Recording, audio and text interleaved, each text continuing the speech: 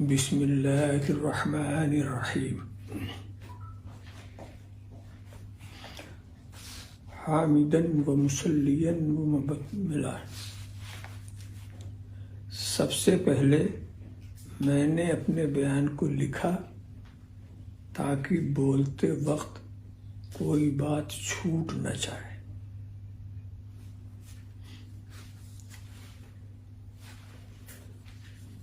وہ بیان یہ ہے کہ میں نے بہت پہلے محدث اعظم مشن نام کی ایک تنظیم کی داغ بیل ڈالی، جس کی سرپرستی و نگرانی میں ہی کرتا رہا۔ میرے ہی بنائے ہوئے دستور کے مطابق اس کے پلیٹ فارم سے دینی اور دنیوی صلاحی و فلاحی کام ہوتے رہے۔ ہماری ہدایت کے مطابق ملک کے باہر بھی اس کی شاخیں قائم کی گئیں، جو اپنے اپنے مقام پر اعلیٰ خدمات انجام دے رہی ہیں۔ ہند اور بیرون ہند کی تمام شاخوں کا سرپرست اعلیٰ مجھی کو بنایا گیا ہے، کیونکہ میں ہی اس تحریک کا بانی تھا۔ میرے لخت جگر نور نظر فرزند عزیز القدر مولانا سید حمزہ اشرف سلمہ جب دارالعلوم علیمیہ جمدہ شاہی سے فضیلت کی سند لے کر گھر آ گئے تو انہوں نے خواہش ظاہر کی کہ میں ان کے لیے ایک مخصوص پلیٹ فارم بنا دوں، جس سے وہ میری ہی بنائے ہوئے اصولوں کے تحت اور میری ہی نگرانی اور سرپرستی میں اپنی ثواب دید پر ملک و ملت کی خدمت انجام دیتے رہے۔ چنانچہ میں نے ان کے لیے شیخ الاسلام ٹرسٹ نام سے ایک تنظیم کی تشکیل کر دی۔ اس ٹرسٹ کی مرکزی کمیٹی میں گھر کے لوگوں ہی کو رکھا تو یہ ٹرسٹ گھریلو جیسا ہو گیا، جس کی تفصیل یہ ہے۔ سید محمد مدنی اشرفی جیلانی سرپرست و سربراہ اعلیٰ، سید حمزہ اشرف صدر، اہلیہ سید حمزہ اشرف جنرل سیکریٹری۔ ایسی صورت میں اس ٹرسٹ پر جو حملہ آور ہوگا وہ صاف طور پر میرا ہی مخالف ہوگا۔ اس ٹرسٹ سے گجرات والے اچھی طرح متعارف ہیں، اور جو نہیں ہیں وہ اس کی کسی برانچ میں جا کر اس کے ذمہ داروں سے تعارف حاصل کر سکتے ہیں۔ ناگہانی طور پر ایک عجیب واقعہ پیش آ گیا جس نے مجھے بہت سبق سکھایا۔ وہ واقعہ یہ ہے، شیخ الاسلام ٹرسٹ والوں نے ڈبوئی میں اپنا پروگرام رکھا۔ اس پروگرام میں مشن والے بھی پروگرام دیکھنے کے لیے آئے۔ پھر یہ ہوا کہ ٹرسٹ کا پروگرام مگر تذکرہ مشن کا۔ ٹرسٹ والوں کو یہ چیز بری نہیں لگی، لیکن ان کی خواہش رہی کہ جب جلسہ بنیادی طور پر ٹرسٹ والوں نے رکھا ہے تو اس میں چند منٹ ٹرسٹ کا بھی تعارف کرا دیا جاتا۔ چنانچہ ٹرسٹ کا تعارف کرا دیا گیا، مگر تعارف کرنے میں جو انداز بیان اختیار کیا گیا اس سے منفی پیغام پہنچا، جس کا نتیجہ یہ ہوا کہ مشن اور ٹرسٹ دونوں کے ارکان کچھ مزمحل سے ہو گئے۔ خیر، جو کچھ ہوا، لیکن پورے حالات کی خبر ہوئی تو میں نے اپنی غلطی کا احساس کیا کہ یہ میرا دو تنظیم بنانا ہی غلط تھا، اس لیے کہ جب دونوں تنظیموں کا بانی ایک، سرپرست ایک، دونوں کے ممبران کی اکثریت ایک ہی پیر سے منسلک اور دونوں تنظیموں کے اغراض و مقاصد ایک ہی ہیں، تو پھر یہ دو کیوں ہیں؟ یہ تو آپس میں پھوٹ، اختلاف اور ٹکراؤ کا ماحول پیدا کرنے کا راستہ ہے۔ اسی وقت میں نے طے کر لیا تھا کہ مجھ کو ان دونوں تنظیموں میں سے ایک کو ختم کرنا ہے۔ اس کام کے لیے مناسب وقت کا میں انتظار کرنے لگا۔ ابھی میں کچھ فیصلہ نہیں کر سکا کہ گجرات کرناٹک کے بعض علاقوں میں فیملی کے ساتھ میرا سفر شروع ہو گیا۔ حمزہ میاں بھی اس سفر میں میرے شریک رہے۔ اچانک ایک افسوسناک بات کا انکشاف ہوا۔ حسن عسکری میاں نے 19 دسمبر 2019 کو ایک درخواست اپنے موبائل فون کے ذریعہ وزارت داخلہ میں دی اور پھر وزارت داخلہ نے متعلقہ وزارتوں وزارت خارجہ اور وزارت خزانہ میں بھیجا. ان کے فون پر OTP آئی، انہوں نے OTP کو اوکے کیا تو درخواست منظور ہوئی. درخواست پر 30 دسمبر سن 2019 کو ہوم منسٹری کی مہر لگی اور 5 جنوری 2020 کو وزارت خارجہ کی مہر لگی. 26 ستمبر 2020 کو درخواست کے بارے میں اطلاع ملی. پھر یہاں سے کچھ لوگ دہلی گئے اور اس کے تعلق سے پیروی شروع کی.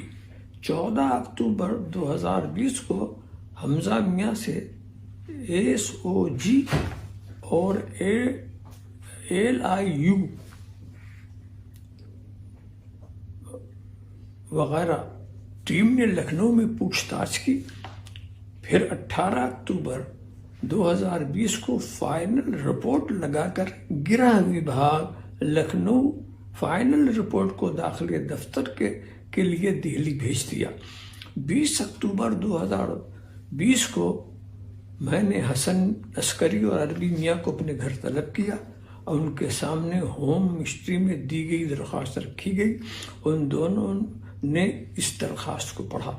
میں نے حسن میاں کو بے گناہی ثابت کرنے کے لیے 10 نومبر 2020 تک کا وقت بھی دیا، لیکن وہ ابھی تک اپنی بے گناہی کا ثبوت نہیں لا پائے.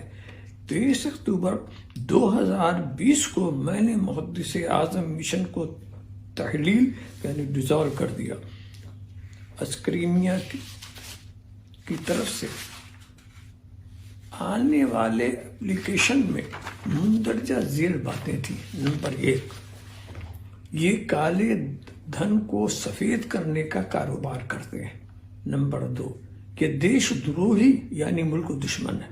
نمبر 3، دیش کے باہر جا کر دیش کے خلاف بات کرتے ہیں. نمبر 4، آمدنی سے زیادہ پراپرٹی رکھتے ہیں. نمبر 5، ان کی فیملی کا پاسپورٹ ضبط کر لیا جائے. ایسے بھیانک الزامات حمزہ میاں اور شیخ الاسلام ٹرسٹ پر لگائے گئے. اس دوران یہ عجیب اتفاق رہا کہ کورونا وبا کی وجہ سے 5 ماہ تک سارے آفس بند رہے. ستمبر 2020 کو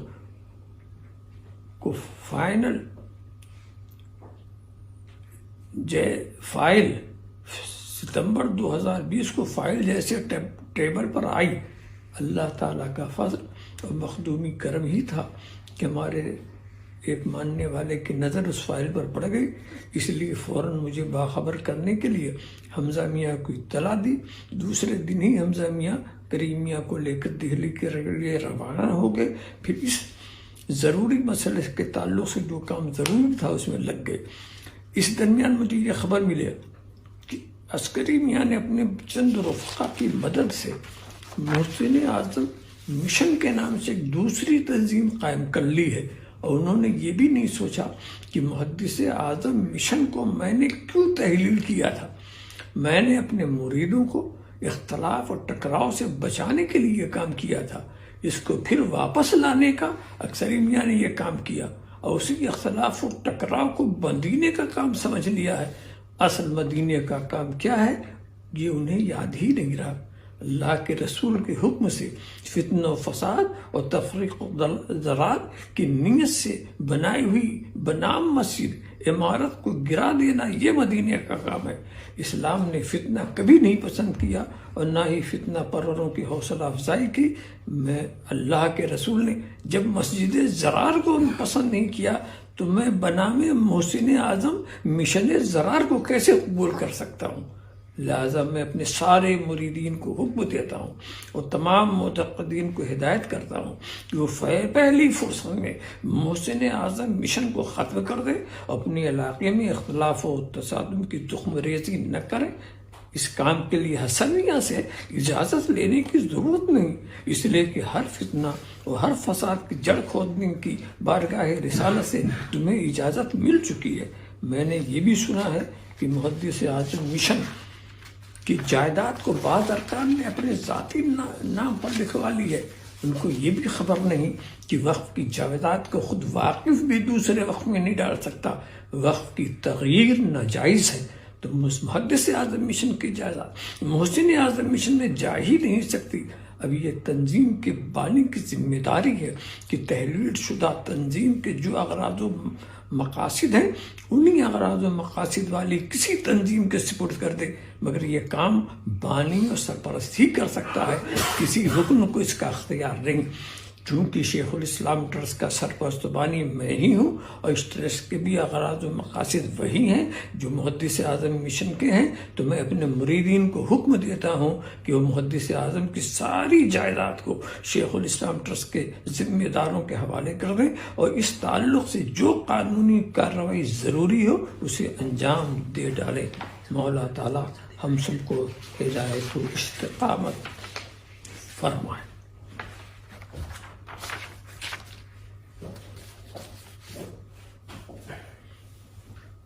اب اس کے آگے کہ کچھ چیزوں ہم جامعہ بیان کریں گے جو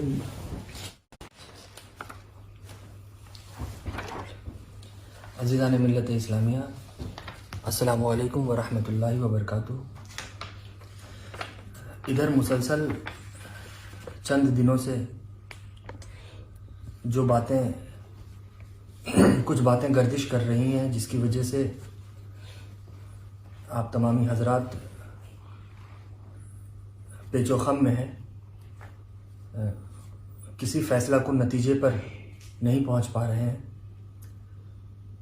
بہت سے حضور شیخ الاسلام والمسلمین سے منسلک حضرات، چاہے وہ حضرت کے محبین کی فہرست میں ہوں یا حضرت کے مریدین ہوں، متوسلین ہوں، انہوں نے مجھ تک اپنی خواہش کا اظہار کیا کہ حضرت کا کوئی تفصیلی بیان اس تعلق سے آ جاتا تاکہ ہم کسی نتیجے پر پہنچ سکتے۔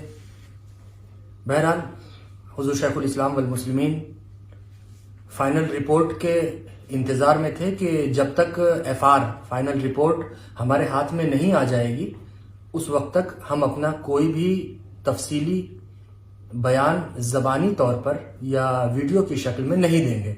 اللہ کے کرم سے